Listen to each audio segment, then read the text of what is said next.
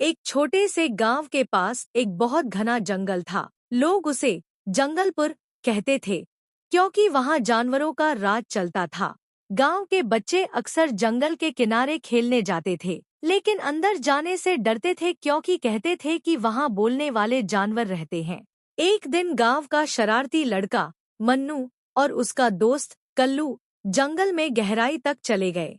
अचानक उन्होंने देखा कि एक बंदर और तोता आपस में बातें कर रहे हैं, जैसे इंसान। मन्नू और कल्लू दंग रह गए। तोते ने कहा, अरे इंसान बच्चों, अब चुपचाप खड़े हो जाओ, तुम्हें देखकर शेर नाराज हो सकता है। बंदर उछलकर बोला, चलो इन्हें राजा शेर के पास ले चलते हैं, वही फैसला करेगा।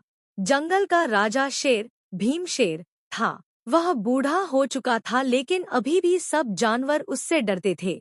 शेर ने गुस्से में दहाड़ लगाई, इंसान बच्चों, जंगल में क्यों आए हो?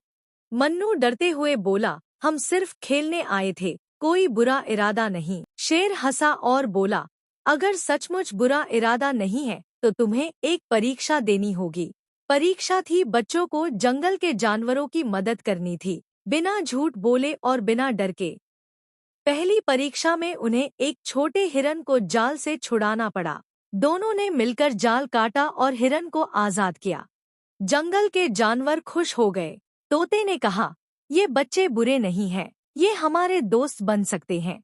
बंदर ने शरारत करते हुए उन्हें केले का पेड़ दिखाया और बोला, चलो पहले पेट पूजा करो। केले खाते खाते मन्नू ने देखा कि पेड़ पर एक गिलहरी गाना गा रही थी।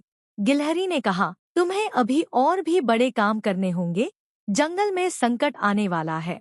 अचानक आसमान से काले बादल छा गए और जोर की आंधी चलने लगी। जंगल का पुराना पेड़ टूटकर तालाब में गिर गया, जिससे सभी मछलियां फंस गईं।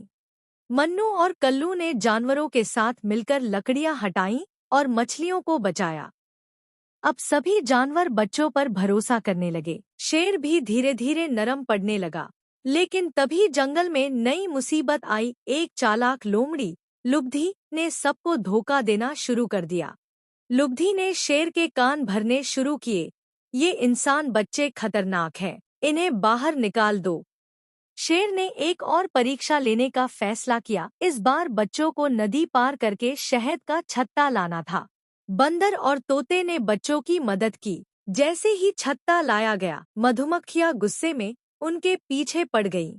मन्नू ने पानी में छलांग लगाई और सबको बचाया। यह देखकर जानवरों ने ताली बजाई। लोमड़ी की साजिश फेल हो गई, लेकिन वह हार मानने वाली नहीं थी।